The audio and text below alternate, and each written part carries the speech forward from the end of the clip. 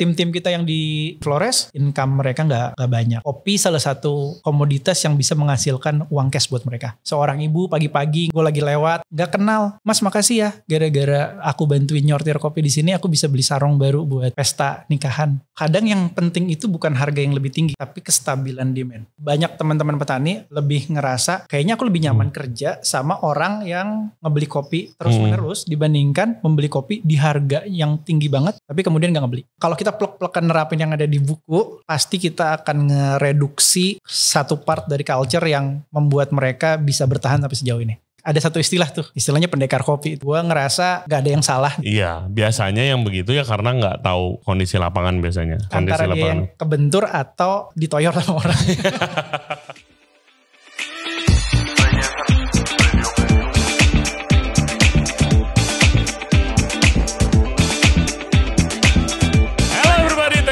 For tuning into the show today. Tamu kita kali ini Abi Yatar. Dia adalah seorang prosesor kopi dengan perusahaannya Adena Coffee yang sudah berhasil ekspor bertonton kopi lokal asli Indonesia ke luar negeri.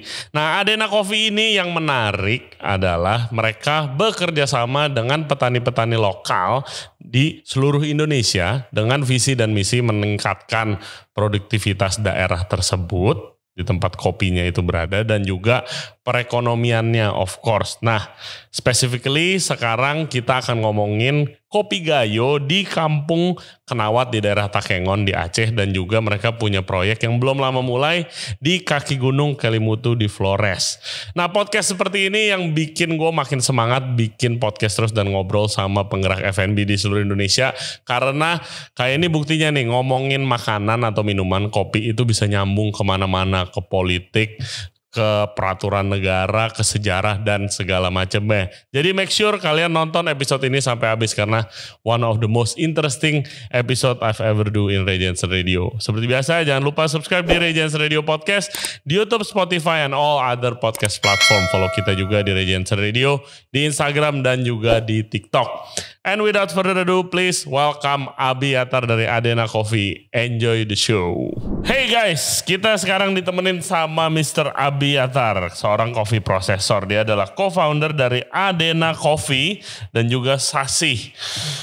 Thank you banget akhirnya lu kesini. Makasih udah diundang, jarang-jarang saya muncul ke depan layar. Yes, tapi kita harus highlight.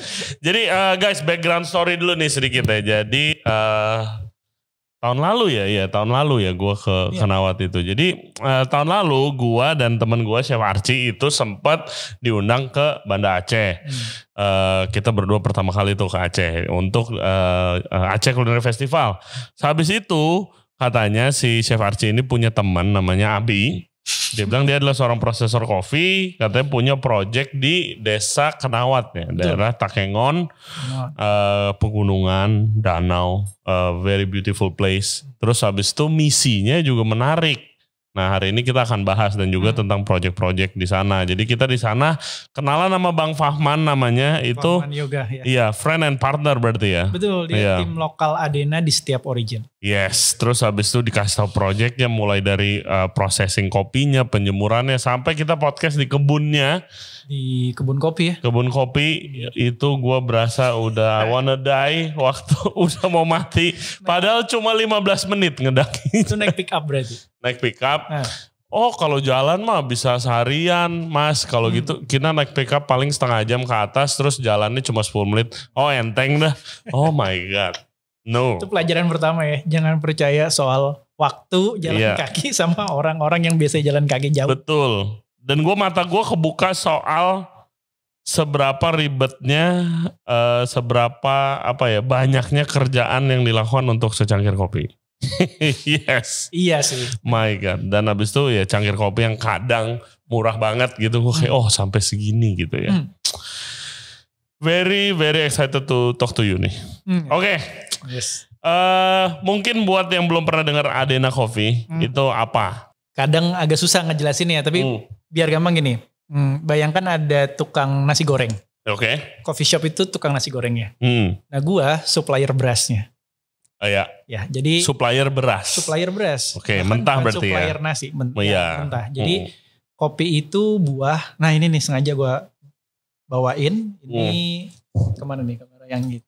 Kemana aja? Ini, sini boleh. oh, Nah ini buah kopi buat teman-teman yang belum tahu. Yang belum tahu, gua yakin pasti masih ada aja. Oh ini kopi, oke. Iya. Tapi sebagai gambaran kopi itu kayak melinjo lah. Buah kopi seperti melinjo. Nah, aku kerja bareng sama petani-petani kopi di beberapa tempat di pegunungan di Indonesia karena banyak fokusnya ke pertanian kopi Arabica. Iya.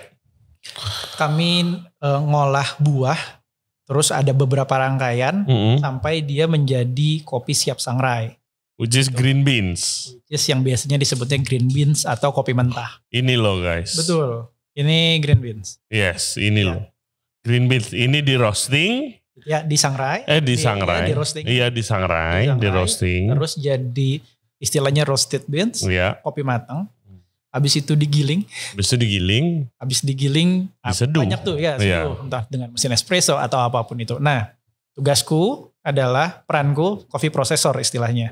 Coffee processor itu mengubah kopi mentah, mengubah buah kopi menjadi kopi mentah siap sangrai. Gitu. Tapi yang menarik bukan hanya itunya aja, processing kopinya, tapi dengan tempat-tempat dan juga misi dari bisnis lu sendiri. Iya, betulnya. Karena Adena Kopi itu awalnya mulainya dari project skripsi gue. Oke. Project skripsi. Lu ngambil apa? Sosiologi atau apa emang? Iya, betul. S1 sosiologi. Make sense berarti. Oke. S1 sosiologi. Di tahun 2011, aku tuh barista. Cuman barista di sebuah coffee shop kecil di Jogja. Nama coffee shopnya Kamikoti. Sekarang udah gak ada bahkan. Itu di dekat alun-alun selatan Jogja. Motivasi kerjanya dulu cuman sekedar kayaknya asik ya. Kuliah sambil punya pemasukan. Aku inget banget gaji. Aku part time. Gaji pertama setelah 1 bulan bekerja. Berarti kan itu dibatasin 4-5 jam satu hari. 400.000 ya. Oke. 400.000. Dan itu seneng banget pasti. Dan itu happy banget. Dan aku waktu itu posisinya nggak minum kopi. Oke. Jadi bisa sampai minum kopi karena baca salah satu novelnya Andrea Hirata. Dia cerita dia pernah jadi barista di kedai kopi di kampungnya. Tapi bukan barista sih sebetulnya. Lebih ke tukang racik kopi. Yaudah dia ceritain tentang ketemu orang dengan latar belakang kayak gini. Kalau PNS kecenderungan kopinya kayak gini. Kalau orang terpelajar kecenderungan kopinya kayak gitu. Buatku menarik banget dari sudut pandang sosiologi. Nah tapi seiring itu aku ngerasa ternyata peluang industri kopi. Peluang ekosistem kopi membesar di waktu itu. Kopi specialty ya. Itu terus bertumbuh. Terus aku mikir tuh di titik waktu itu di tahun 2014an. Aku ngerasa kayaknya gak bakat-bakat amat deh. Gue jadi barista. Karena gak bisa tuh suruh bikin cappuccino sambil, Mas bisa ambilin ini, Mas saya mau pesen itu. Wah udah meledak kepala gue tuh. Jadi gue pikir apa ya yang bisa gue lakukan di industri ini, tapi terus relevan dengan perkembangan industri ini. Dan yang gue lakukan adalah gue ngambil skripsi temanya kopi. Pilihannya waktu itu antara di Gayo atau di Toraja. Kenapa di antara Gayo atau Toraja? Karena gue pernah jalan-jalan ke sana. Terus singkat cerita akhirnya bisa ke Gayo. Jadi gue pagi sampai sore itu wawancara orang untuk kebutuhan data skripsi gue. Sore sampai malam itu kerja di coffee shop tempat gue nebeng tinggal. 2 bulan tuh kayak gitu. Jadi dari situ terus semakin banyak orang-orang yang gue kenal di industri ini. Makin beragam yang bisa gue lihat di industri kopi. Dari situ ya gue ngerasa ternyata ada hal lain selain barista yang bisa gue kerjakan gitu. Jadi kalau ditanya apa yang gue lakukan dan gimana gue memulai semuanya, lebih banyak kebetulannya. Karena gue memulai ketika industrinya belum banyak yang terjun di dalamnya. Iya, which is super great timing sebenarnya. Kalau dari business point of view, lu sebelum orang mulai, lu udah mulai duluan. Kopi dulu tuh masih ada di level kalau kita pengen ngopi enak, kita harus nyari. Let's say misalnya. Atau orang belum kepikiran sama sekali bikin minum kopi enak. Betul. Cuma yang ngopi. Betul. Kebanyakan teman-teman yang kuliah di luar negeri, pulang pengen ngebawa culture ngopinya ke Indonesia. Nah mereka yang ya quote unquote menurut gue ya. Yang membawa introduce lah ya. Cukup gila untuk membuka coffee shop di zaman itu. Gitu. Gua pertama kali familiar itu adalah gue baru balik dari Prancis.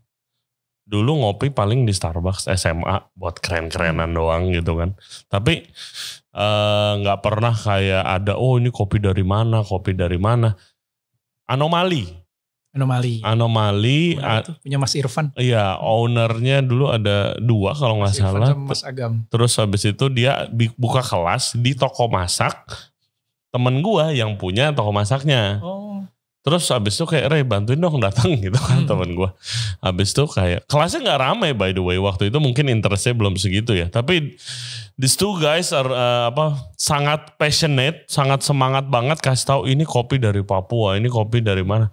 Wow, keren juga ya. Terus habis itu gue visit tempat kopinya. Wah, mahal banget ngopi.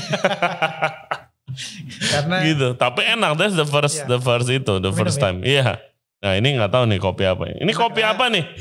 Kopi apa nih? Red Honey Jawa Barat. Red Honey. Ya, jadi kita lagi explore kopi. Guys, karena kemahalan kalau beli kopi mulu. Sebulan bisa berapa? Dan banyak alternatif kopi enak sekarang. Yeah, this is really good. This is really good. Nah, lanjut. Apakah misi sosiologi lu itu udah ada dari Adana Coffee berdiri dan lu langsung praktekin dari awal? Mungkin sebelumnya sharing dulu nih ke listener kita. Contoh yang gua udah tahu dan gua udah pernah ngerasain tuh di Gayo. Ya kan efeknya kayak Adana Coffee bekerja sama dengan petani-petani lokal dan juga prosesor kopi lokal, bukan petani doang gitu kan. Ceritain dulu ke listener, Bi. Oke. Jadi kan tadi sempat gue ceritain sedikit mengenai peran gue sebagai coffee processor kan. Jadi sebenarnya gue hanya menggunakan kopi sebagai sebuah medium untuk nge-tackle hal yang lebih besar. Jadi kalau ditanya kenapa Adana Coffee cuma ada di beberapa wilayah aja, nggak di seluruh Indonesia gitu. Iya. Satu, karena gue tuh percaya nanti jalannya akan kebuka sendiri. Yang kedua adalah kadang kita perlu partner yang bisa kita percaya 100%. Sudah pasti. Untuk kita bisa kerja di sebuah daerah. Karena belief gue adalah percuma bikin tempat pengolahan atau central processing kalau yang kerja bukan dari daerah itu. Iya. Jadi transfer knowledge-nya gak akan dapat. Dan gue selalu percaya, karena gue background-nya sosiologi ya, kadang ada banyak hal yang ngejagain kita, tapi bukan dari sudut pandang economic value, tapi dari cultural value, dari emotional value. Gitu. Iya. Nah, dulu pertama kali gue kerja di Kampung Kenawat itu karena ini kebetulan gue pulang dari Gayo, duduk di sebelah salah satu kaper itu ahli cicip kopi, ahli uji cita rasa kopi di salah satu perusahaan multinasional gitu. Dia orang Gayo asli. Jadi dia ngerintis karirnya dari tukang jemur kopi. Terus gue cerita. Deketin ke mic. Oke. Iya. Terus gue cerita lah, Bang, kalau ada project yang menarik gitu di Gayo, boleh dong dioper. Aku lagi ada rencana ngebikin processing. Terus dikenalin sama Bang Fahman. Tapi sebetulnya dia ceritanya bukan tentang Bang Fahmannya. Dia cerita tentang Kampung Kenawat. Itu adalah salah satu kampung yang quote unquote kena label pasca konflik Aceh. Negatif. Waktu jadi, itu dari GAM ya, gerakan GAM. Karena salah satu petingginya GAM itu sempat kebetulan lahir di kampung itu. Konfliknya udah selesai loh dari tahun 2004 ketika bersamaan dengan tsunami Aceh. Tapi stigmanya nempel terus. Jadi orang-orang Kenawat tuh masih punya trauma di dalam dirinya secara komunal dan secara nggak langsung dapat label sebagai daerah. Iya, jadi ada stigmanya. Betul. Dan orang di Gayo secara keseluruhan ya itu di zaman itu bukan sekarang itu mungkin punya stigma-stigma tertentu tentang orang-orang dari Kampung Kenawat. Jadi nggak cuman stigmanya yang nempel, tapi di beberapa kasus misalnya kalau kopi dari Kampung Kenawat nanti aja dulu deh dibelinya gitu. Oke, ngefek sampai ke produk dari daerah itu dong pasti ya. Dan di sosiologi gue belajar ini tuh part besar dari identitas gitu. Jadi misi gue sederhana banget waktu itu. Gue cuma punya target, kalau lu ngetik Kampung Kenawat, yang keluar itu bukan orang lagi angkat senjata. Sesederhana itu aja. Kalau teman-teman lihat di Google gitu. Misalnya sekarang ya Kampung Kenawat, mungkin yang keluar itu produk kopi dari Kampung Kenawat. Nah sebenarnya target gue sesederhana itu pada awalnya, memberikan layer identity baru yang bisa dipakai sama teman-teman dari Kampung Kenawat. Iya, gue di sana tidak pernah. Pertama guys, gue pengalaman ke Aceh. Gue mau ke Aceh aja. Ini bukan Kampung Kenawat yang kecil gitu ya. Aceh aja banyak banget yang bilang, lu yakin mau ke Aceh? Hati-hati lu. Di sana super minority lu apa. Iya. Semua di sana sangat friendly. Gak pernah ada masalah. Gak pernah tuh berasa diliatin atau apa. Friendly people. Iya, normal kan, kehidupan normal. Sangat normal. Baik. Iya, sangat-sangat normal. Gak ada alkohol memang, gak bisa minum. Orang malam, gue sempet culture shock itu jam 11:30. 11:30 malam? 11:30, terus ada yang nemenin kita kan, kayak LO-nya gitu. Terus apa, gue nanya, kita nongkrong di mana? Kita mau ngobrol-ngobrol nih nongkrong malam-malam. Oh, ngopi biasanya. Loh, oke, jam 12 malam ngopi ke tempat kafe gitu. Full. Nggak bisa tidur sampai jam 3:30 pagi. Malam-malam ngopi. Tapi warung kedai kopi mereka bilang. Iya, kedai. Buka 24 jam kan di sana. Iya. Dan kita biasanya bisa tahu tuh kedai kopi yang enak. Itu yang justru bukanya 24 jam. Oke, iya, dibilangin begitu juga. Karena air godokannya itu dipakai terus menerus. I see. Kayak orang yang jualan apa sih stok di Thailand itu yang pernah mati. Iya, makin lama makin enak gitu kan. Terus habis itu gue ke Kampung Kenawat, tempatnya bagus banget, indah, pegunungan, ada danau, laut tawar waktu itu ada fotonya gak? Ada deh fotonya, bagus banget ini dia. Ini foto danaunya. Yes, bahkan kita waktu itu beli ikan dari dekat sini, ikan nila kita goreng di kebun kopi. My God. Terong anggur kalau pakai terong anggur, kayak terong Belanda gitu. Terong Belanda. Kalau chef-chef Jakarta, Tamario bilang ya. My God, it's so good, so good. Enak banget. Wah, itu one of the best lunch ever sih. Di tengah gunung, di kebun kopi. Karena capek kali. Karena capek, lapar. Dan ikannya sangat fresh di sini. Gak ada bau tanahnya kayak ikan-ikan di Jakarta ya. Dan di Kampung Kenawat, iya gue lihatnya cuma prosesor kopi. Dan juga paling jualan tembakau. Iya, orang jualan tembakau juga. Di pasarnya ada rumah makan soto yang gue datang. Udah gitu aja, everybody really friendly. Gue lewat aja disapa, mas gitu segala macam. I felt really good there. Safe, of course safe. Gak ada stigma-stigma itu gak ada gitu kan. Emang bener sih. Ibuku juga nanya hal yang sama. Pertama kali aku kesana 2013 pertama kali. Iya. Dan memang masih ada bayangan itu di benakku tentang konflik, tentang orang Gayo begini dan begitu ya. Tapi sebetulnya enggak ya. Gitu. Yes. Wah, dan mereka uniknya, mereka seluruh orang Aceh ya lah yang gua ngomong. Itu dia tahu loh stigma itu. Mereka tahu stigma itu, mereka nanya ke kita waktu di sana. Mas gimana di sini berasanya gitu. Gue sebagai Chinese Indonesian gitu kan. Gue aja sampai bingung ditanya gitu. Biasa aja man. Biasa aja, seru-seru aja, semua orang baik. Iya kan gak ada di sini yang kayak begitu. Itu tuh orang-orang. Bahkan mereka punya konspirasi sendirilah dari mana itu stigma itu datangnya. Itu ada daerah lain lah tuh yang biar turisme mereka naik, kita enggak wisatanya katanya gitu. Macam-macam. Susah ya, karena yang gue pelajarin memang konflik itu tidak pernah menyisakan ruang yang cukup untuk mereka yang terdampak atau korbannya melakukan sesuatu. Itu hal yang paling gila dari konflik sebetulnya gitu Kak. Reproduksi ketakutannya itu tuh yang luar biasa. Nah balik lagi ke kopi. Nah gue berusaha untuk membuka sekat-sekat itu lewat kopi. Dengan apa caranya waktu pertama kali pengalaman lo? Waktu pertama kali sesederhana gue mengajak Fahman, meyakinkan dia untuk bang bikin kopi yang bagus dengan standar tertentu. Kita coba jualan. Terbuka gak sih kayak yang di sana?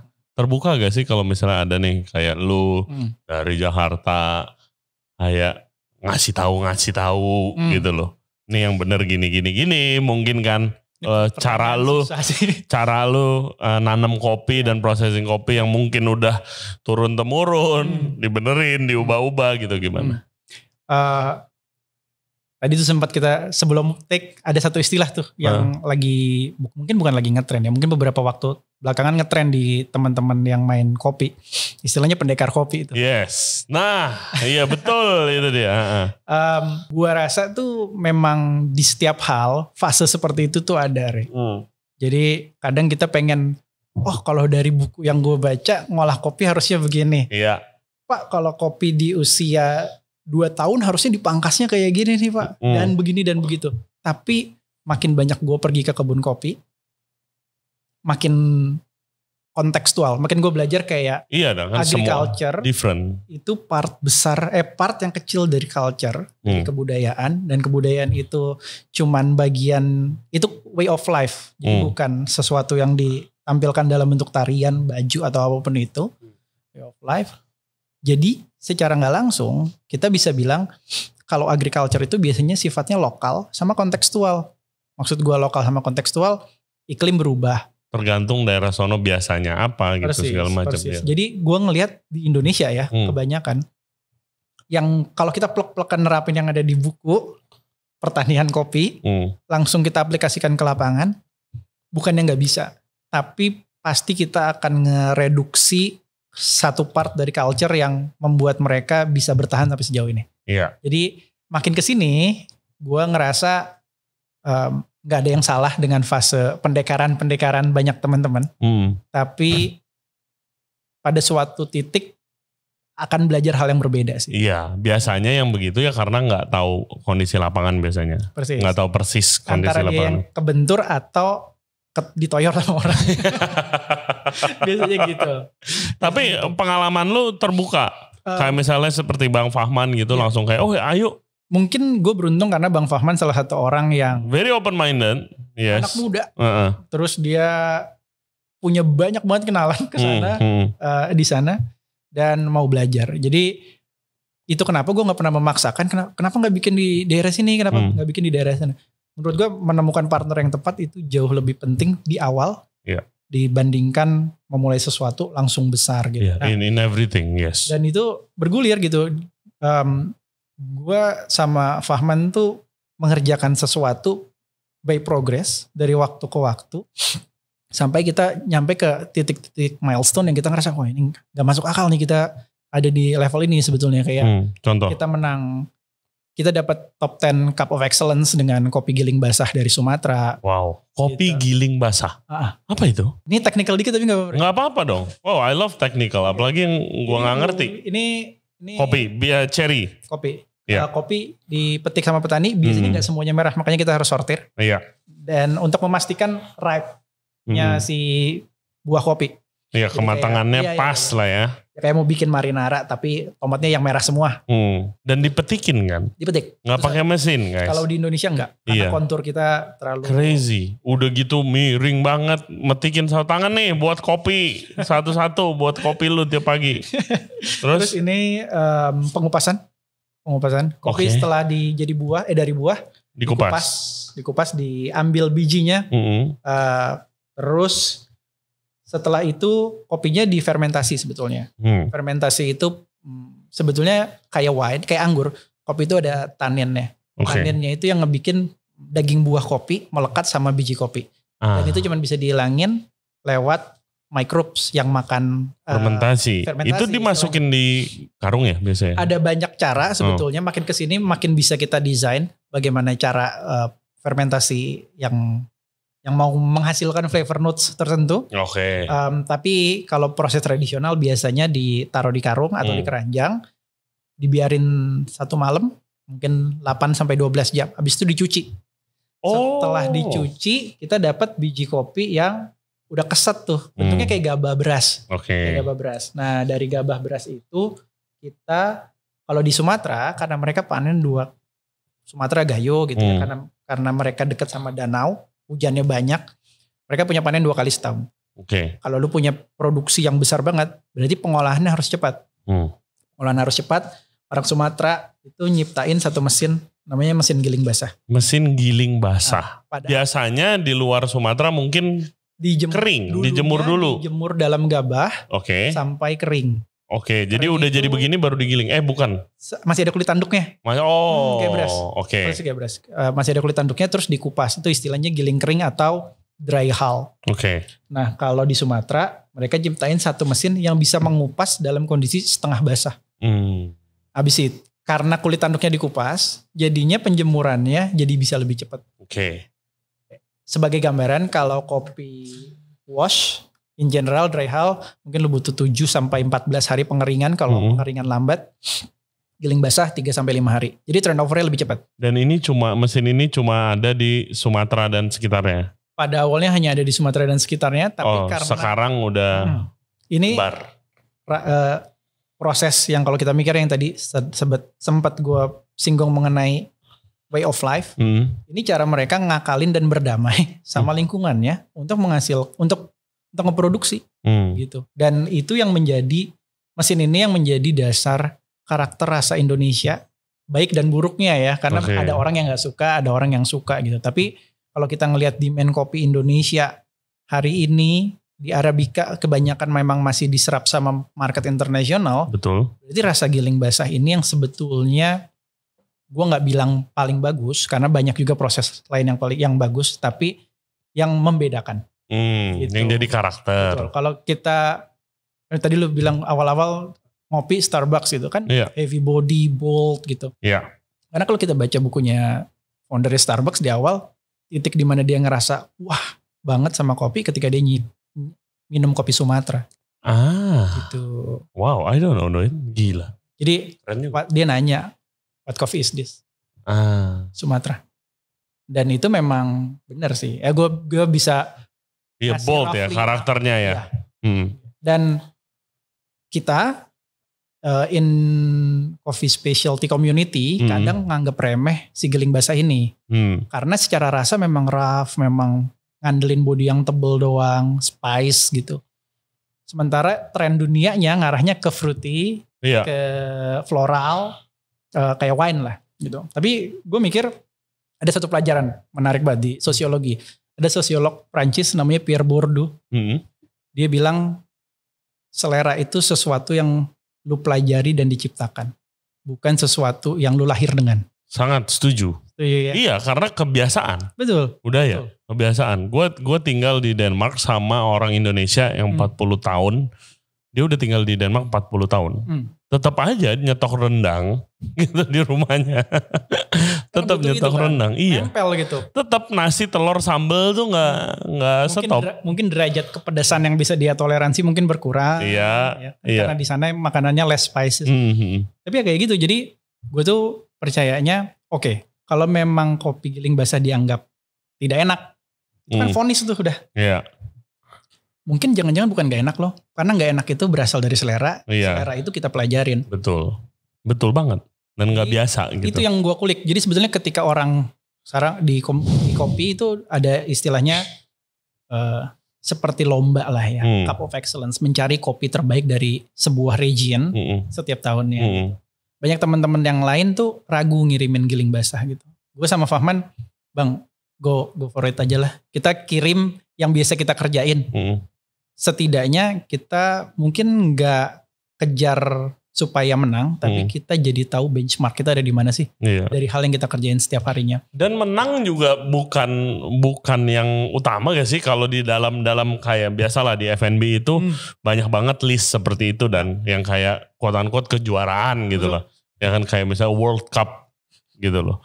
Tapi kan ya rasa subjektif, selera barusan kita bahas, tapi masuk ke listnya aja itu a good way itu buat brand awareness. Ya kan, product awareness dan segala macam, ya that's the most important thing kan, daripada menang gitu kan. Kalau di restoran itu ada World 50 Best Restaurant, Asia 50 Best Restaurant, 50 Best Bar, sekarang baru keluar lagi 50 Best Hotel. Dan banyak hotel Indo. Keren dan bangga, tapi nomor 1 sama nomor 10 pasti lebih bagus nomor 1? Enggak juga, ya kan? Kalau nomor 1-nya ternyata itu restoran super fine dining, makanannya contohnya makanan Indonesia, terus yang datang orangnya nggak suka pedes nih, nggak bisa makan pedes, nggak suka makanan Asia, ya dibilang nggak enak pasti kan. Gitulah, ya kan karena selera. Iya, jadi gue berpikir dibandingkan gue menciptakan proses pengolahan yang eksperimental dan aneh-aneh, oke, gue pakai sudut pandang specialty, tapi untuk touch hal yang ada di grassroots Indonesia, kopi giling basah. Karena menurut gue kalau kita bisa ngebuktiin kopi giling basah masuk ke list winner, tarikan dampaknya jauh lebih besar. Attentionnya iya, benar. The effect, after effect dari kompetisi-kompetisi tersebut gitu kan. Teman-teman yang ngerjain giling basah in general jadi punya alasan. Betul. Yang lebih, ya gue ngerjain yang khas Indonesia aja gitu. Untuk lebih baik lagi. Tanpa menafikan proses lain juga bisa menghasilkan rasa yang enak. Karena gue juga ngerjain proses-proses yang lain. Tapi ada alasan kenapa gue masukin giling basah ke Cup of Excellence. Iya, betul. Yang mana agak nggak biasa ya pendekatannya. Tapi gitu lah, Re. Iya, tapi itu guys, mungkin nih orang-orang kalau ada yang dengerin orang pemerintahan kali ya. Orang pariwisata gitu. Musim pemilu. Iya dong. Siapa tahu ya kan. Waktu itu gue pernah dijadiin tim nih, curhat sedikit. Gue included and lucky enough. Beruntung bisa masuk dalam sebuah tim. Which is projectnya itu masukin 50 best list itu. 50 best restoran itu ke Indonesia. Mau bikin award ceremoninya bla bla bla bla bla. Tapi harus bayar license brandnya. Which is kita di orang industri bukan cuma chef dan restaurator doang, ada timnya food writer, food storyteller, macam-macam, ada yang ahli marketing, punya perusahaan yang udah dipakai oleh seluruh dunia, perusahaan-perusahaan besar gitu loh. Tapi passion F&B project kita adalah pengen masukin Asia 50 best dulu, abis itu baru World 50 best hopefully. Tapi ya waktu kita presentasi dan segala macamnya itu belum dilihat, katanya terlalu niche, ini cuma buat orang-orang yang berpendidikan dan punya penghasilan yang cukup besar, restorannya restoran fine dining, tapi jadi efeknya nggak akan kerasa ke seluruh Indonesia, which is menurut gua itu salah. Karena kalau misalnya ada yang di list yang di Indonesia masuk seperti Cup of Excellence gitu, efeknya mungkin di daerah tersebut, kota dulu tersebut, kota itu tersebut. Tapi lama-lama akan ngefek ke yang lain-lain. We just naikin travel, misalnya orang foodie makan di restorannya abis itu karena foodie dia seperti gua, dia keliling Aceh, waktu dia keliling Indonesia dari itu banyak banget efeknya. Lu tau gak sih, Fahman pernah dihubungin sama satu orang dari Instagram. Bang, aku mau dong makan-makan di kebun kayak Mas Ray. Jadi dia ngajak loh. Jadi ada tuh, gue nggak kenal secara pribadi, tapi jadi follow-followan di IG gitu. Tapi dia followers loh.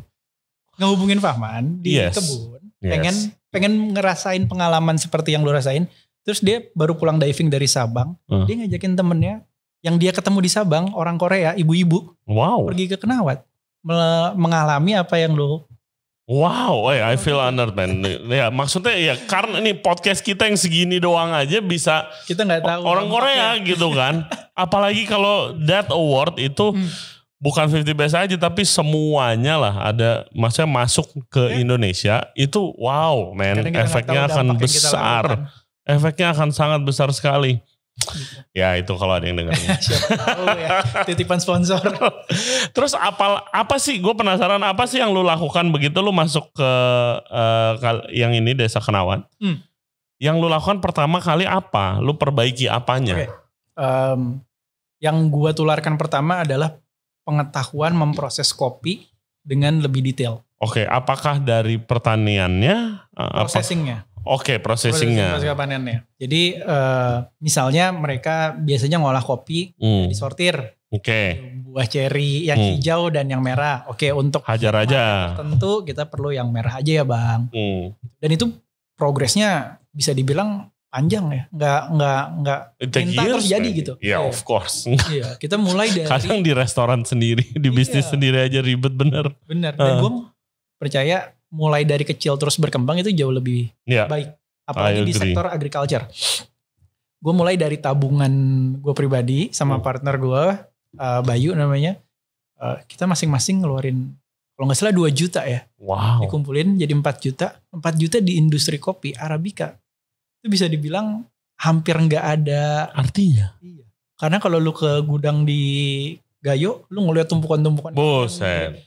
Sampai ceiling kopi. 4 juta itu mungkin 1 karung. Iya.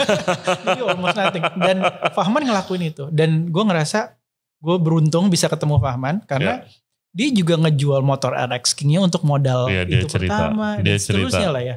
Sampai sekarang kita titik mungkin udah beberapa ton lah ya. Sekitar di setiap bulannya.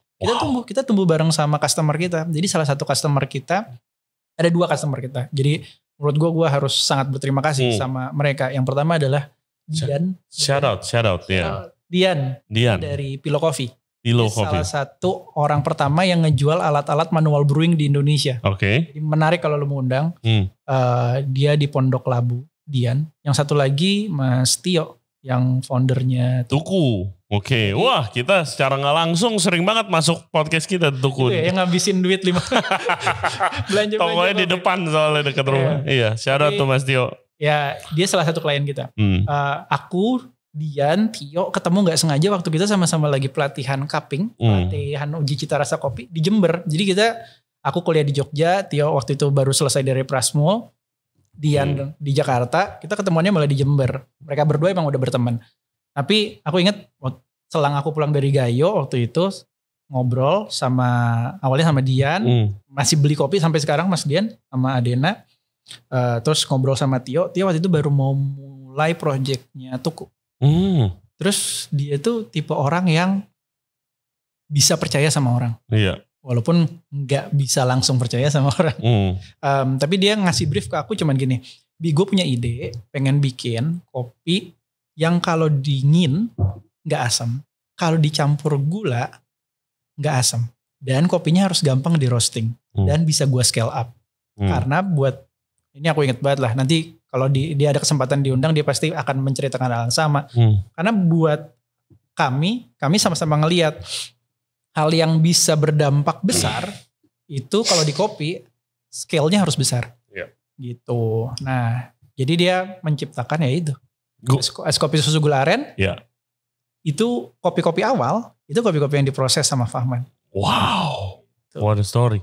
Ya dia sih menguncang perekonomian Indonesia juga sih, bukan itu juga. Iya. Ya kita tumbuh bareng sama mereka. Crazy. Project-project lain juga kita jalanin. Jadi Adena memang gak pernah kelihatan di depan layar karena biasanya udah di rebrand oleh teman-teman yang lain. Sampai sekarang. Sekarang sudah di depan layar. Iya. Gitu. Wah, gue ngobrol sekali doang sama Mas Tio. Very smart. Kadang-kadang gue nggak nyampe yang dia ngomongin. Kadang. Imajinatif dia orangnya. Iya, my God. Ya nggak heran kopi Tuku sukses itu. Gue waktu itu lagi jualan ayam vegan. Ini project pandemi gue. Jualan ayam karena gue lihat waktu itu, kok lagi ngetren banget nih vegan. Terus habis itu gue research bikin ayam plant-based meat. Habis itu jual. Habis itu salah satu outlet, gue lupa apa, salah satu outletnya dari Mas Tio, bisnisnya, bukan Kopi Tuku kan, dia punya banyak bisnis. Mau ngambil, habis itu kenalan lah gue ke kantornya. Gue lagi masak sama chefnya, tapi ada dia. Terus habis itu kenalan nih punya podcast, segala macam. Terus dia langsung bilang, ini harganya berapa? Harganya 50.000 1 kilo. Karena kita pengen lebih murah sedikit dari ayam lah gitu. Lu bayangin Ray, kalau ini harganya 20.000, efek lu sama Indonesia akan sebesar apa? Wow, kita baru mulai. Ini proyek pandemi nih. Iya, ini proyek pandemi iseng-iseng buat surviving doang nih. Iya, tapi ya itu, it tells kayak it's a vision lah, instantaneously gitu. Oke. Nah, gue ada pertanyaan nih. Kemarin belum lama Mikael Jasin kesini. Iya, Miki. Ya, terus habis itu ngobrol banyak, kita lagi podcast, gue punya pertanyaan tentang indikasi geografis Indonesia. Ya kan, indikasi geografis. Karena indikasi geografis Indonesia buat yang belum tahu guys, itu adalah kayak cap atau kayak logo gitu ya, yang menjadi pembuktian tentang processing daerah itu dan juga kaitannya dengan budaya dan sejarah daerah tersebut. Jadi contoh yang paling oke itu adalah Lada Putih Muntok Ya. Dari Belitung. Kalau diprosesing dengan cara yang benar dan mengikuti tradisi, kualitasnya bagus, dikasih cap itu, lu mau ekspor lebih mahal harganya karena udah jadi pembuktian lah sebagai pembuktian. Juga ada ubi Cilembu, bukan makanan doang, ada kain tenun, ada segala macam lah. Terus habis itu kalau di dunia makanan itu adalah sesuatu project yang sangat exciting. Ya kan, wow. Ternyata rempah-rempah Indo yang udah dari zaman dulu jelas-jelas ya kita aja dijajah karena rempah gitu. Berarti rempah kita bagus dong gitu kan. Museum bisa diapresiasi lebih. Itu sangat sangat menarik. Kayak biji pala dari Papua, vanila lah segala macam. Dan itu bisa membantu Indonesia, makanan Indonesia supaya lebih dikenal mungkin. Seperti contoh kayak Korea dengan kimchi-nya, tom yum paste dari Thailand dan segala macam. Tapi dia tuh kayak nggak excited gitu. Kayak ini kasih geografis gitu. Gua kenapa bro? Gua kulik di situ kan. Ternyata dia jelasin hal yang sangat menarik buat gua. Dia bilang kayak lo harus tahu Ray, kalau misalnya di Indonesia itu kenapa kopi datang ke Indonesia itu adalah dari penjajah salah satunya. Dan emang mereka datang ke sini dengan misi pengen cari kayak istilahnya bikin factory coffee sebesar-besarnya untuk dijual. Jadi dia bukan specialty coffee. Yang ditanam di sini adalah kopi-kopi yang tahan banting, yang tahan misalnya perubahan suhu yang drastis dan segala macamnya supaya produknya ada terus dan bisa dijual terus menerus, not necessarily yang paling bagus, tapi yang mungkin paling murah biar bisa diproduksi dan diekspor dan nyari untung sebesar-besarnya. Jadi kalau indikasi geografis mau harus ngikutin tradisi, gue nggak bisa ngubah untuk yang lebih baik nih dari grassroots-nya. Gue nggak awal bisa dapat itu karena harus mengikuti tradisi. Padahal tradisinya dulu dari awal sejarahnya udah dalam tanda kutip salah. Banyak yang lebih baik lagi gitu. Nah kalau lu gimana pendapatnya soal itu Bi? Oke. Itu sangat menarik loh. Iya. IG indikasi geografis itu sempat jadi salah satu narasi utama di ekosistem pemain kopi lah di tahun 2010 sampai 2013-an. Makanya tadi sempat ngobrol Anomali salah satu coffee shop yang cukup gila waktu itu karena mau ngangkat soal itu. Indikasi geografis ketika orang masih belum banyak mengerti mengenai itu. Sekarang juga belum. Sekarang sih. belum ya. Iya, tapi udah lebih better. Oke. Gue sempat pernah punya project itu sama historia.id, Mas Boni. Salah satu sejarawan tim repat. Gue takut salah istilahnya, tapi tim pengembalian benda-benda purbakala dan rampasan.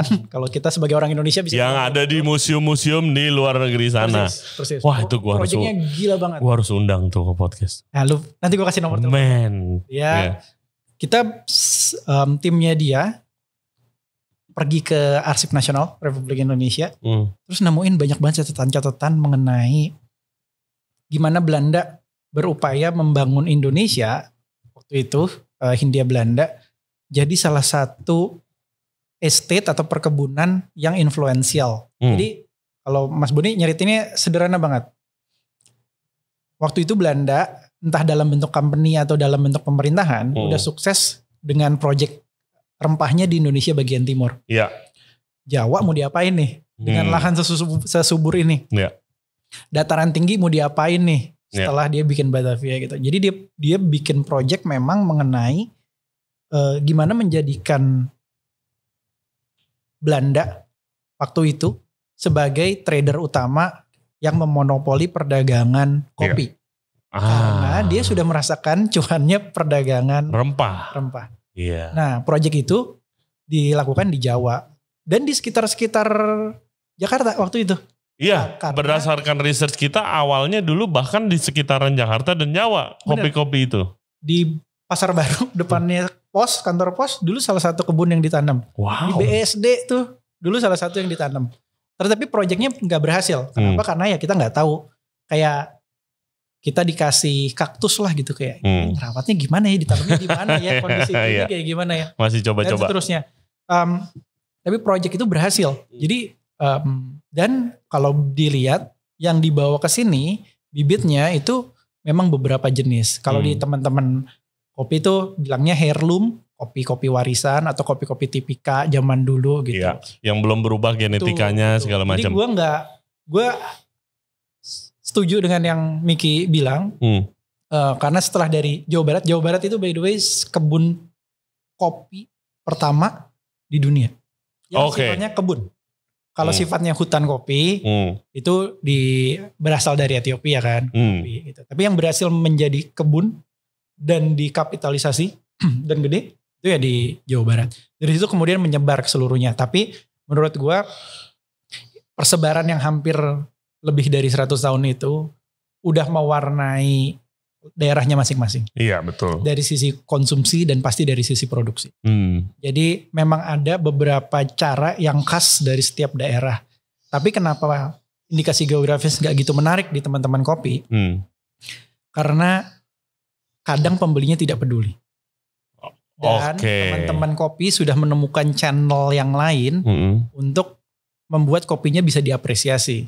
Which is? Istilah single origin. Yang dikopi dari industri wine. Jadi sebetulnya industri kopi hari ini pijakannya ini mungkin akan ada yang setuju ada yang nggak setuju gitu ya. Tapi industri wine. Iya. Gue orang yang awam kopi aja ngelihat kayak gayanya ke arah sana. Gayanya ke arah sana, which is really good. Karena udah kebukti di industri wine itu adalah bisnis model yang sangat berhasil lah gitu, strategi yang sangat berhasil. Gitu. Jadi indikasi geografis menurut gue lumayan menarik, tapi waktu itu kelembagaannya agak tricky karena pembelinya belum jelas siapa yang mau mengapresiasi sebesar itu. Jadi lebih banyak push factornya dibandingin pull factor dari sisi demand. Dan itu yang gak bikin bisa jalan di industri kopi. Mirip juga loh. Kayak misalnya kalau wine sekarang coffee mungkin lagi yang single origin yang kalau gue lihat ya, yang mahal-mahal itu lebih ke fruity. Mungkin acidicnya sekarang udah bukan dibilang asam tapi acidic, mungkin citrusy gitu. Di wine sekarang ke natural wine. Iya benar. Yang lebih asam, lebih light. Pakai local microbes. Yes gitu segala. Di industri kopi lagi rame soal yaitu penggunaan commercial yeast compared to protection for local microbes. Iya lucunya guys, gue waktu di Desa Kenawat lagi ngopi dibikinin tuh nih coffee wine gitu kan sama Bang Fahman. Terus habis itu kita lagi minum, ya biasa lah ya orang Jakarta awam kopi, wah menarik banget tuh, wah diskusi. Tapi si Bang Fahman nyeduh kopi biasa, kopi tubruk. Balik lagi ke selera yang paling aman gitu ya. Terus habis itu kayak, Bang gak minum ini bang, kok gak minum yang bikin? Itu buat bisa-bisa orang Jakarta aja tuh digituin katanya ini lebih enak. Iya, karena mungkin bosen aja dia minum itu keseringan. Ya shout out tuh Bang Fahman ya. Iya. Itu jadi lu di Desa Kenawat itu udah berapa lama proyeknya? Di Kenawat kita mulai proyek dari 2015. Di Flores kita mulai proyek 2017. Dan kayak apakah kalau misalnya orderan ekspor tuh yang banyak itu adalah kayak statement buat perusahaan seperti Adena Coffee kayak oke, berarti kita berhasil nih gitu. Iya dan tidak. Kenapa tidak? Karena kenapa iya dulu? Karena demand terbesar kopi Arabica memang masih oleh masyarakat dunia. Bukan berarti orang Indonesia gak minum kopi Arabica ya. Tapi gua rasa level of ekonomi di Indonesia belum memungkinkan orang untuk membeli kopi Arabica terus menerus. Karena kalau kita ngomong kopi Arabica Indonesia dari sisi produksi itu memang lebih mahal dari kopi Brazil misalnya gitu. Jadinya kita nggak bisa konsumsi kopi semurah kalau kita beli kopi sachet gitu. Iya emang beda. Tadi beli kopi di sini mungkin harga secangkir kopi ini karena ini full Arabica. Dugaan gue 3.500. Oke. Maksimal 5.000 udah kopinya enak tuh. Kalau kita minum kopi hitam tubruk doang 10 gram lah. Air 180 mili gitu. Kalau Robusta mungkin bisa sepertiganya. gitu. Jadi memang faktor ekonomi memang dan itu bisnis ya. Ya, bukannya kita nggak mau dan bukannya kita nggak suka menurut gue ya. Tapi ada opsi yang lebih terjangkau dengan level pendapatan tertentu. Iya, betul. Gitu. Itu Betul. nggak bisa dipungkiri lah. Ya, isu-isu itu ada banget di ya produk-produk lokal Indonesia yang lain sih. Kita sebagai user orang industri kita kita selalu complaining ikan Indonesia. Ya. Diekspor ke Singapura, China, Hong Kong, Jepang, Taiwan segala macam, semua ikannya ikan Indonesia tuh, restoran-restoran Chinese banyak, bahkan tuna dari Indonesia. Iya. Karena apalagi sejak Jepang ada problem dari nuklir itu kan, tunanya tuna Indonesia tuh yang keren-keren di YouTube kalian lihat tuh. Wah, kita nggak kedapetan. Gua ke pasar ikan aja kayak ya elah, gua udah ke pasar ikan bangun pagi-pagi, ikan kembung lagi, ikan selar lagi gitu kan. Sisanya mana? Yang bagus-bagus mana? Oh, yang bagus-bagus udah di pabrik buat diekspor. Wah, kita nggak kebagian. Tapi begitu kebagian tahu harganya, mau jual orang sini makan ikan 300.000, 200.000 satu plate gitu. Biarpun udah di Jakarta Selatan restoran keren. Oh, ini ikan beda kalau daging impor dengan gampang ya begitu. Nah, ya itunya. Kita masih ada itu di posisi itu. Itu gue pelajarin di banyak dari kerja di banyak sisi agriculture. Kadang yang penting itu bukan harga yang lebih tinggi sebetulnya, tapi kestabilan demand. Oke. Karena asymmetric information di level konsumen sama di level produsen itu krusial, bahkan lebih penting dibandingkan pembelinya membeli di harga yang mahal. Lebih banyak teman-teman petani lebih ngerasa kayaknya aku lebih nyaman kerja sama orang yang ngebeli kopi terus menerus dibandingkan membeli kopi di harga yang tinggi banget tapi kemudian gak ngebeli. Nah itu menurutku seni yang gak banyak orang bisa pelajari dan apresiasi karena tidak terdengar seksi. Iya. Gitu, tapi itu kenyataannya di lapangan. Setuju. Lu sebagai udah ekspor, punya bisnis ekspor gitu, emang bener ya yang kalau berdasarkan statistik gitu segala macam, Indonesia tuh nggak sebanyak itu sebenarnya orang minum kopi dibanding negara-negara yang sebenarnya hitungannya orangnya lebih kecil, nggak seluas Indonesia gitu segala macam. Sebenarnya bisa jadi iya sih, bisa jadi iya kalau kita ngelihat dari sisi konsumsi per kapita ya. Tapi jumlah orang kita banyak. Iya, masalahnya itu kan. Gue lihat statistiknya iya. Tapi gue lihat at least di Jakarta, kalau at least ke kota-kota besar semua orang ngopi. Sekarang udah semua orang ngopi dan part of lifestyle. Iya, biarpun cuma sekali. Kalau di Prancis orang ngopi setiap makan. Kecuali makan pagi. Makan pagi tapi sebelumnya mungkin dia udah ngopi. Pokoknya ya berarti dari pagi sampai malam dia ngopi. Di US orang take away kopi berdiri sebelum kerja sambil jalan gue lihat. Ya di Indo ya orang meeting kalau nggak ambil kerja gitu. Bener. Segala macam. Tapi pengalaman gue kekopian, kebanyakan minum kopi biasanya terjadi itu malah di daerah-daerah. Kayak di Flores itu setiap kali kita pindah ke rumah petani pasti dikasihin kopi. Yes. Wah itu di Sumba misalnya setiap kali kita mampir ngopi. Wah itu betul. Pengalaman kekopian biasanya terjadi di daerah-daerah tuh. Betul. Gua sejak ada podcast ini ternyata ya gue belajar ya kopi semenarik itulah ya, apalagi cerita-cerita di sekitarnya gitu. Dan gue believe as kayak there's an energy gitu loh. Kalau misalnya lu udah build something, kayak gue cukup yakin lu nggak akan begini. Kalau misalnya kita nggak akan kenal kalau lu nggak decide untuk buka Adena Coffee nih, ribet-ribetan habisin duit 4 juta. Bang Fahman sampai jual motor untuk nyoba, gua bikin podcast gitu loh, seorang tukang masak. Tapi akhirnya ada jalannya di mana kita ketemu gitu loh dan bisa help each other out. I think it's really cool. Gitu. Jadi ya moral of the story ya jangan takut untuk mulai gitu kan. Kadang gitu kan, kadang idenya orang ada nih, tapi aduh mulai. Duit gue juga segini doang, modal nggak ada gitu. Ada guys modalnya, find a way apapun nih bisnis kopi 4 juta sekarang udah ekspor tontonan.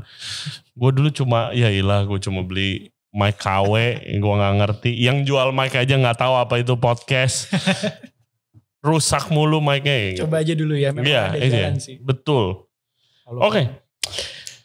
Lanjut sekarang lo lagi gedein proyek juga in similar fashion itu di daerah Flores. Ya. Kelimutu. Taman Nasional Kelimutu. Oke. Kaki Taman Nasional Kelimutu, sisi selatannya. Jadi apakah udah ada template-nya dan lu pengen lakukan hal yang sama?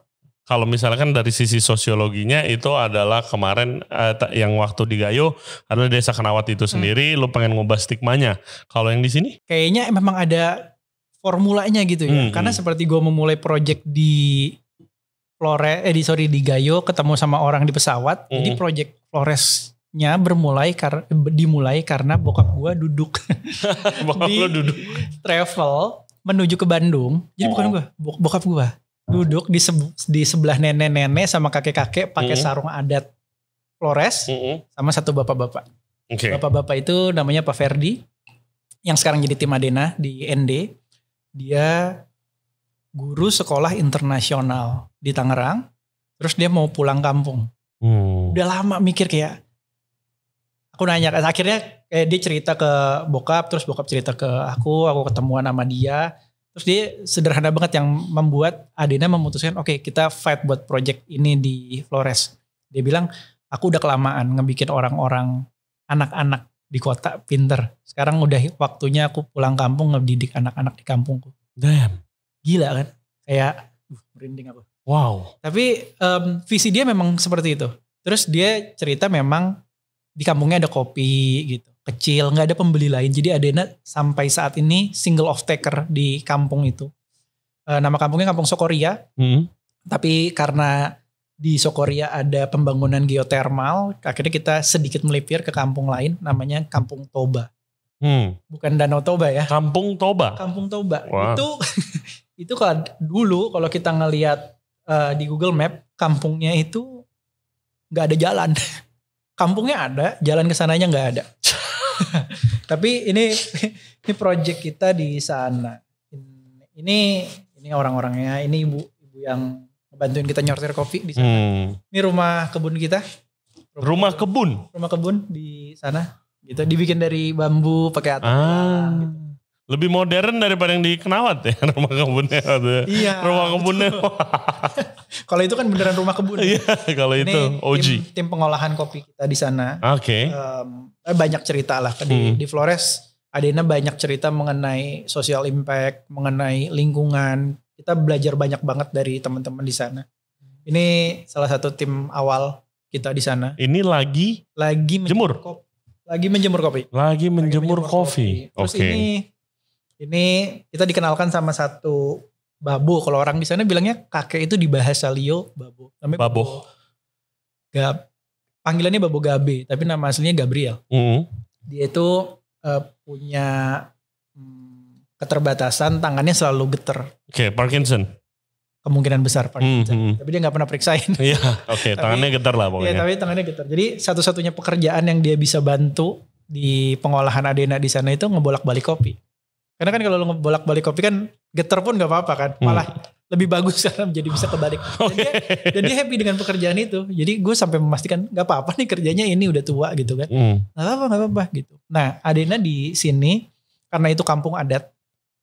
Jadi mereka gak punya konsep private property. Maksudnya kita gak bisa nyewa lahan, kita gak bisa beli lahan. Jadi Adena kerja di sana itu dianggap sebagai anak adat. Nah kita kalau di adat mereka ada satu istilah namanya Turajaji, perjanjian antara leluhur, alam dan manusia.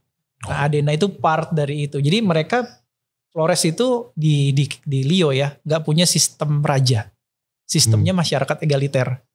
Gitu. Jadi mereka nggak punya private property.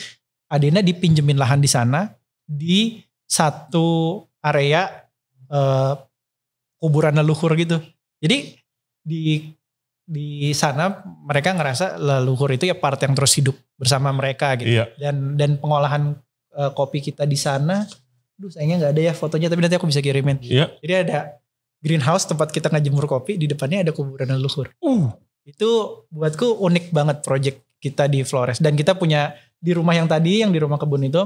Dan itu saying something gak sih? Sorry gue potong. Tapi saying something gak sih kalau lu dekat kuburan leluhur aja boleh dikasih tempat di situ? Berarti kalau dari gue mungkin sudah dipercaya lah. Iya kan? Iya. Sebenarnya itu titik di mana gue ngerasa, wah ternyata kopi bisa ngebawa gue ke jauh ya. Ke banyak hal ya. Wah jauh banget itu tempat. Kerja sama orang-orang yang punya background yang sama sekali berbeda. Tim-tim kita yang di Flores, banyak yang bekas TKI ilegal. Mohon maaf ya, tapi itu kenyataannya. Banyak isu human trafficking di Nusa Tenggara Timur memang cukup besar. Teman-teman nggak bisa menafikan itu sih memang. Karena source of cash buat income mereka nggak banyak. Kopi salah satu komoditas yang bisa menghasilkan uang cash buat mereka. Teman-teman kita di Nusa Tenggara Timur kebanyakan di Pulau Flores itu nggak pernah kelaparan. Walaupun angka kemiskinannya dianggap tinggi sama pemerintah kita gitu, tapi mereka punya rumah, punya kebun, makan, bisa makan aman kenyang gitu, aman, mau kayak enak. Gitu. Tapi kopi salah satu komoditas yang bisa menghasilkan pendapatan dalam rupa uang cash buat mereka. Nah mereka pakai itu biasanya buat nyekolahin anaknya, buat keperluan mendadak sakit, bayar listrik dan seterusnya lah. Nah Adena punya privilege sangat besar untuk bekerja dengan teman-teman di sana. Adena bukan company yang paling besar yang bekerja, tapi kita ini timbal balik sih, tapi buat aku ngerasa sangat terhormat untuk bisa kerja di sana, kenal sama masyarakat adat di kampung itu, dan bisa kontribut sama pendapatan mereka. Jadi happy banget kita ada di sana. It must feel very rewarding buat lu dan partner-partner lu untuk bisa kayak bekerja bareng nih. Sangat. Dan hal-hal kecil yang mau bikin kita ngerasa sangat terhormat ada di sana, kayak seorang ibu pagi-pagi ngehubungin, gue lagi lewat gitu, nggak kenal, tapi Mas makasih ya, gara-gara aku bantuin nyortir kopi di sini, aku bisa beli sarung baru buat pesta nikahan, buat pesta adat gitu, yang nggak mahal juga, tapi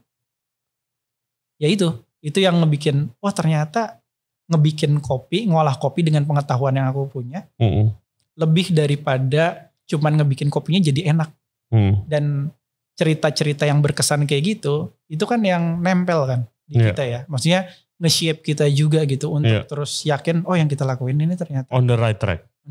Betul, bukan hanya dari segi bisnisnya doang, tapi impact-nya. Pada akhirnya setuju. Enak nggak enak jadi nggak penting lagi, Re. Tapi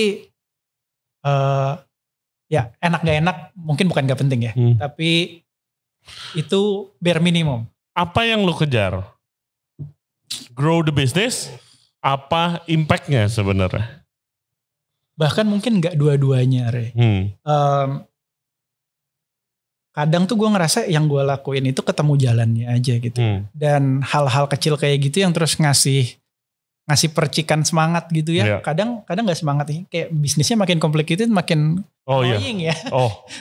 Gue berasa banget di podcast ini sih. Pasti gitu. Kan makin besar. Kayak dulu awalnya happy-happy aja, tapi harus ada orang yang kita hidupin dari bisnis ini gitu. Tapi itu satu hal yang sangat menyenangkan. Tapi gue kebetulan orang yang suka banget jalan-jalan dan gampang, kalau Iwan Fals di sebuah wawancaranya pernah dibilang gampang tersentuh sama hal-hal yang kecil. Nah mungkin gue orang yang sama kayak gitu. Jadi kayak ngedengar ibu itu ngomong kayak gitu, ngelihat Bang Fahman sekarang bisa punya gudang yang bagus di Nawat, gue jadi bisa ketemu lu, akan mulai project di Bali dari level farm, pernah punya kenalan di Lintong, punya project kecil di sana. Mungkin itu ya, maksudnya kalau ditanya gambaran gedenya kayak gimana ya?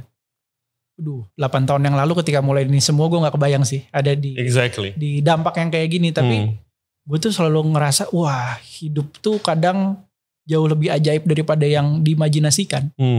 Gitu sih. Betul. Jadi itu yang ngedorong terus gue sih. Kayak gitu. Nah cerita-cerita mengesankan itu yang udah beyond dari rasa.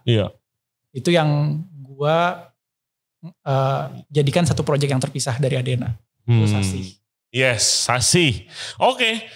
Apa itu Sasih? Ini lu bawa. Sasih itu bahasa Bali.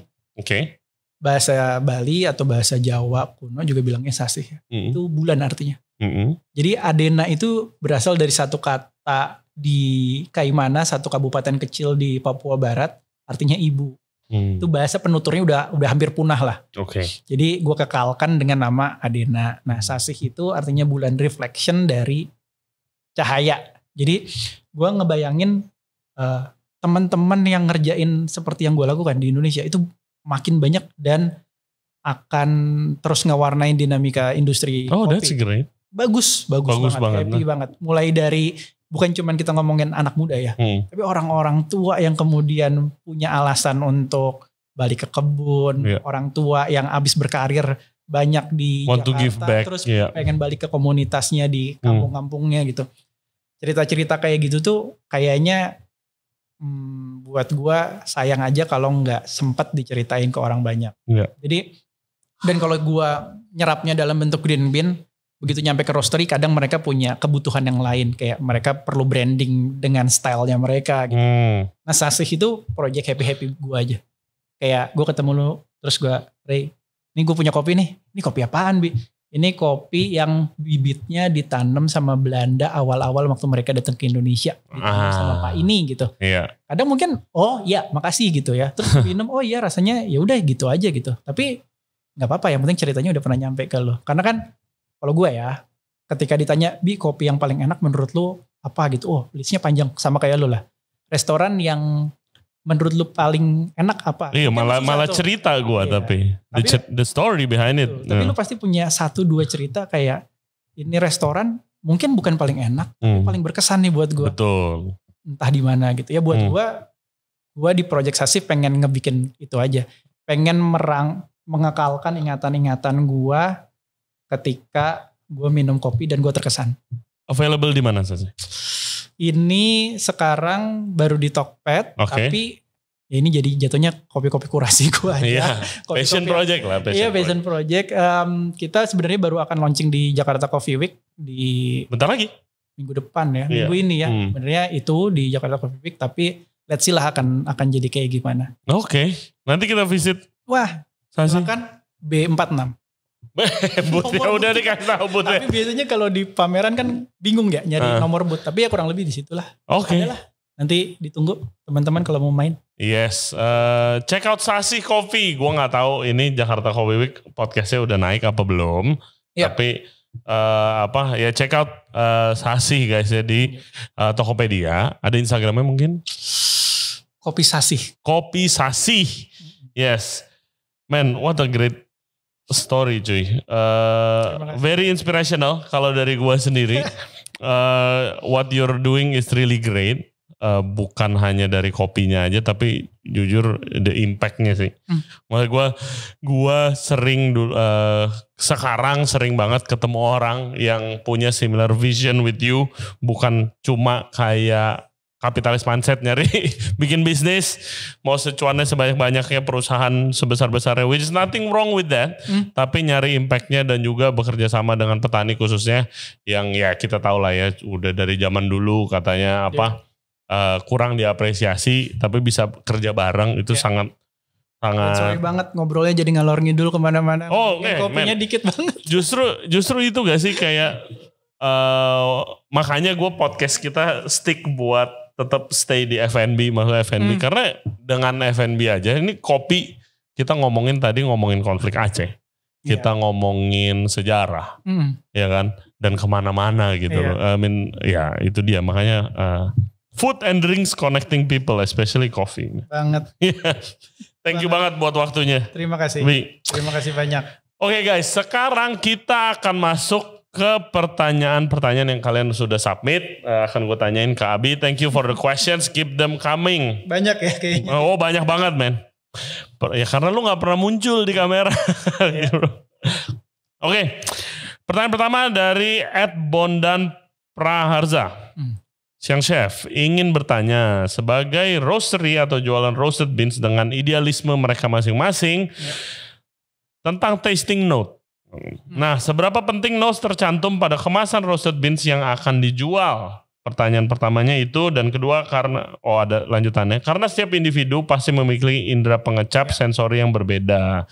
dengan kepekaannya. Seberapa penting tasting notes?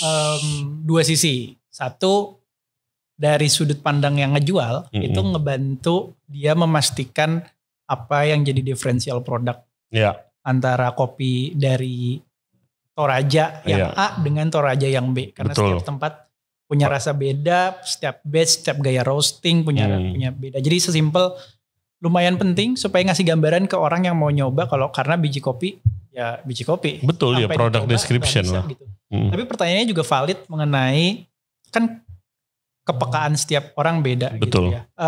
Jadi itu menurutku lebih ke pengalaman rasa sih ya. Bisa jadi nggak hit apa yang ditulis, tapi spektrumnya biasanya mirip-mirip. Kayak white wine nggak mungkin tiba-tiba rasanya jadi red wine. Nah, kurang lebih kayak gitu. Kecuali ya yang jualan over promising atau under promising.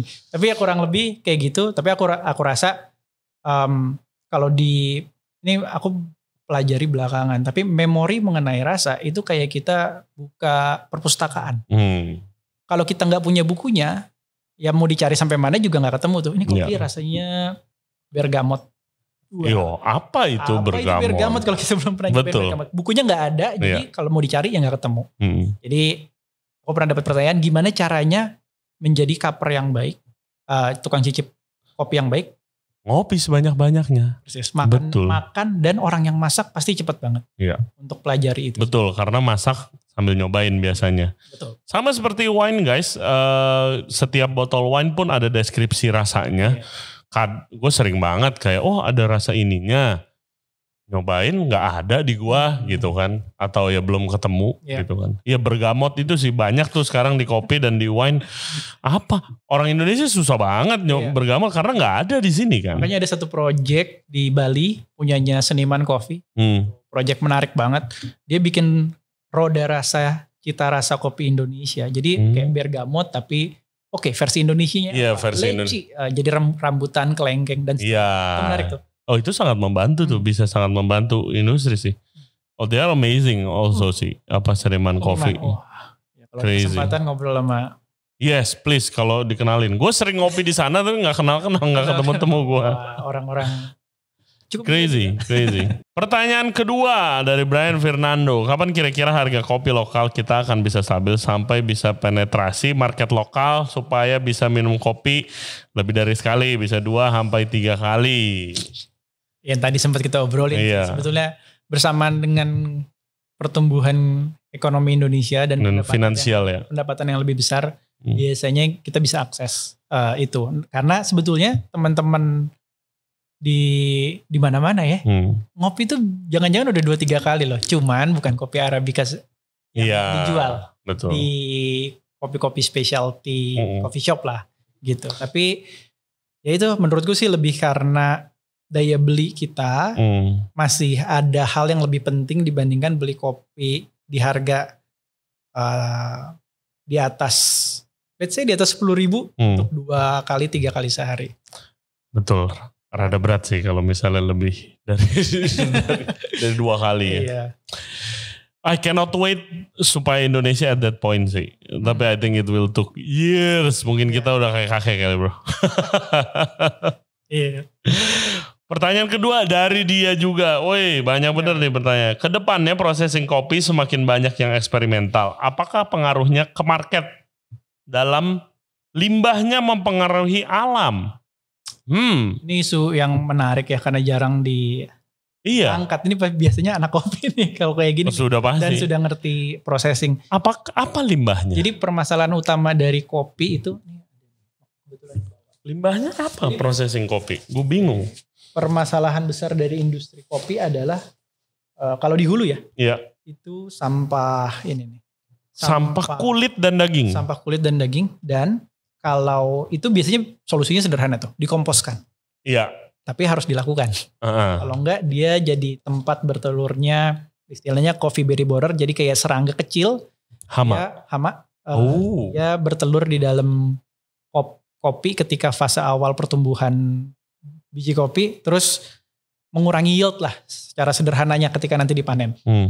Tapi yang tadi dia tanyain, Mas Brian ya, itu mengenai limbah yang tercipta pasca ketika pengolahan pasca panen. Iya. Jadi tadi kan aku cerita kopi itu difermentasi terus dicuci. Iya. Ya kan, biji kopinya.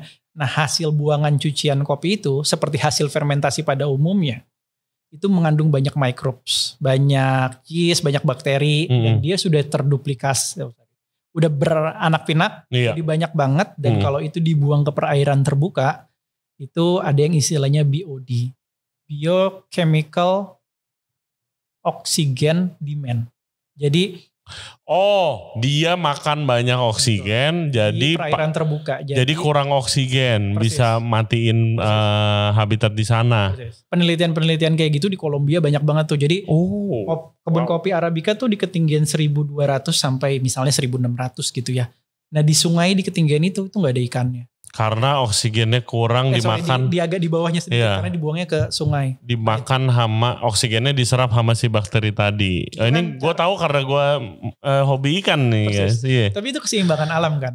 Kalau kita ngebuang apapun, alam tuh pasti netralin.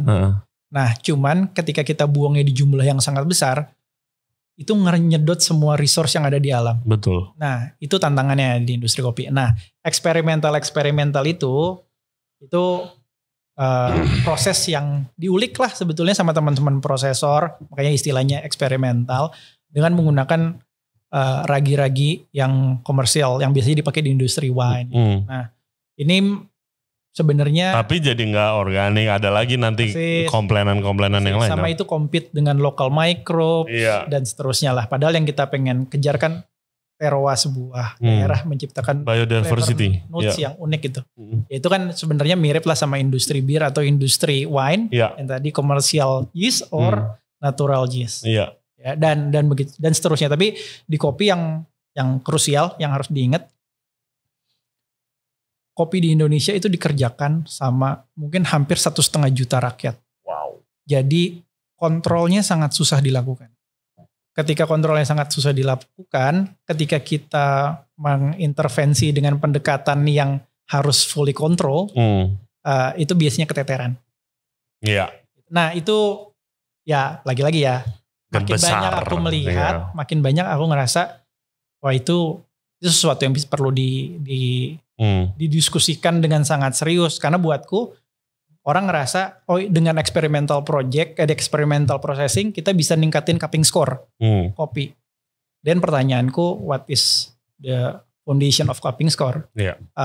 Terus untuk ningkatin kualitas, dari pengalamanku, pakai ember untuk mencuci kopi dengan proper, dan memakai terpal untuk menjemur dengan baik, cupping score-nya udah naik in general.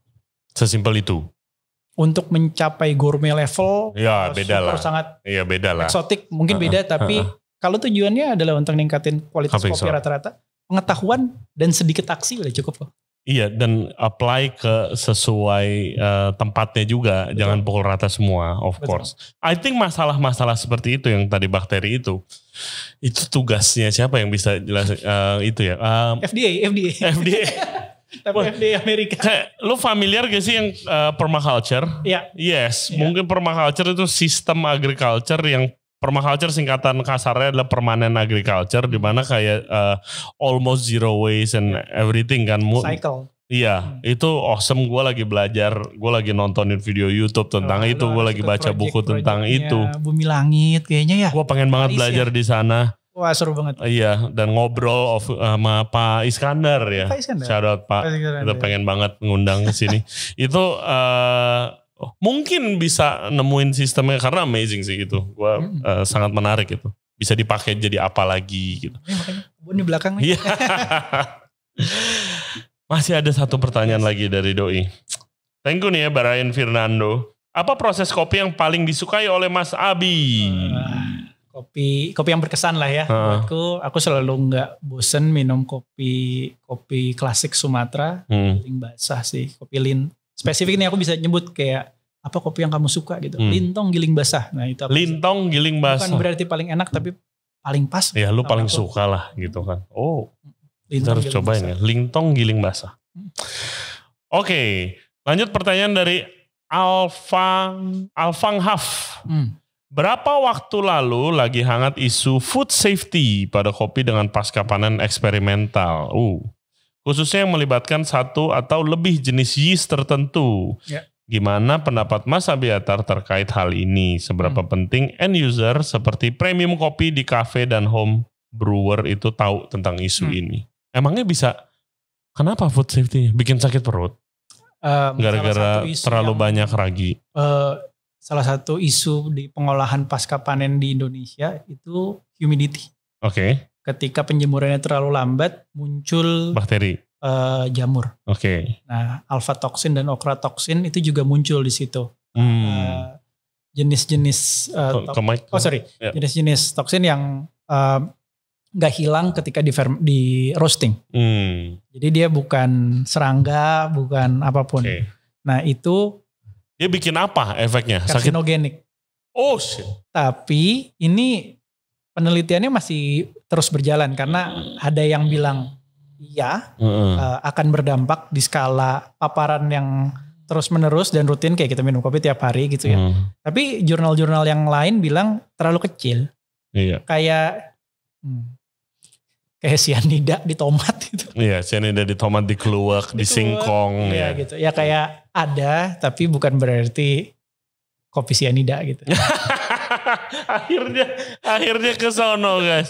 By the way lu nonton gak di Netflix itu? Gua nonton. Oh lu nonton, gue belum sih. Gara-gara istri nonton terus ya. Oh iya. Oh itu polemik yang apa waktu itu seru ya. Captivating.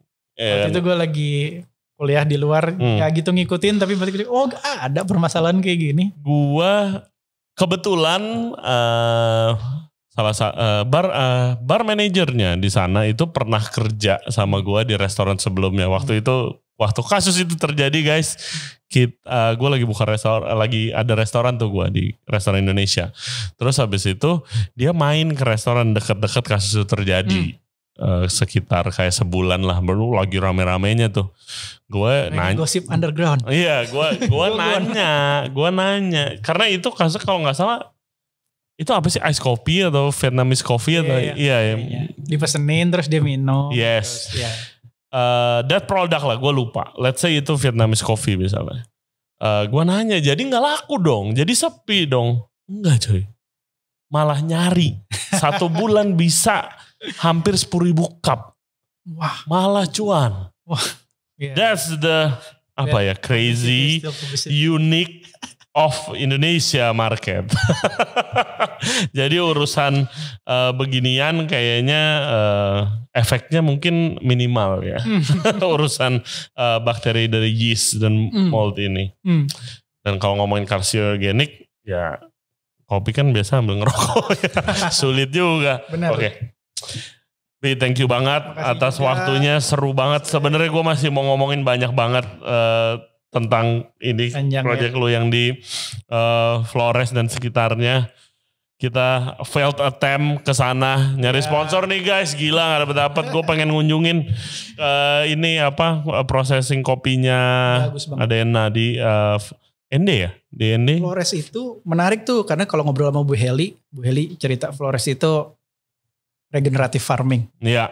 In general. Betul. Kita pernah ngomong juga sama Tara, dapur Tara. Iya. Di mana kayak dia waktu itu udah happy banget gue mau ke sana bilang gitu. Anyway, some other time. Thank you banget Bi, sekali lagi ya, sukses buat banyak. Sasi dan Adena. Salam ke partner lu dan juga Bang Fahman of course. Keep doing awesome work lah. Makasih banyak. Thank you guys buat yang udah nonton dan yang udah dengerin podcast kita. Rada panjang nih ya, 1,5 jam. Ini di editornya puyeng nih. Thank you banget yang buat yang udah dengerin dan yang udah nonton podcast kita. Check out Adena Coffee di Instagramnya Adena Coffee ya. Adena Coffee. Ya siapa tahu kalau mau order green beans di sana, dan juga Sasi Coffee di Kopi Sasi. Lo ada IG gak? Ada. Di Hieronymus Abi. Apa sorry? Hieronymus Abi, bisa cek di YouTube buat spellingnya. Ya siapa tahu mau diskusi, mau kerja sama, ada proyek lagi di daerah. Ngopi bareng, go ahead. Proyek lagi di daerah terpencil mana lagi? Ya kan, siapa tahu. Thank you banget. Jangan lupa subscribe di Regents Radio di YouTube, Spotify, all other podcast platform. Follow kita di Instagram Regents Radio dan juga di TikTok. And Thank you very much. We'll see you next time. Kasih. Bye-bye. Thank you banget. Wah, terima kasih banyak, Ray. Thank you.